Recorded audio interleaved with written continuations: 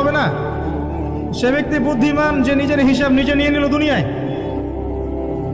এই জায়গায় আসেন, নিজের হিসাব নিজে নিয়ে নেন দুনিয়ায়। এবার আপনি দেখবেন যে আপনার আমার পাপগুলো দুই ভাগে বিভক্ত। একটা হচ্ছে আল্লাহর সাথে জড়িত, আর একটা মানুষের সাথে জড়িত।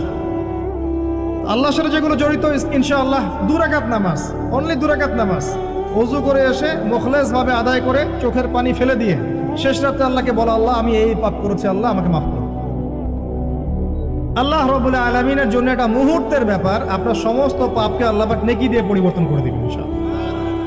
সূরা ফুরকানের শেষের দিকে আছে, ইল্লা মান তাবা ওয়া আমানা ওয়া আমিলা আমালান সালিহান ফাউলাইকা ইউবাদদিলুল্লাহু সাইয়্যাতিহিম হাসানাত। যারা তওবা করবে, ঈমান নিয়ে আসবে এবং আমলে সালেহ করবে, আমি আল্লাহ তাদের সমস্ত গুনাহগুলোকে নেকি দিয়ে পরিবর্তন করে দিব ইনশাআল্লাহ। আর এক শ্রেণীর পাপ পাবেন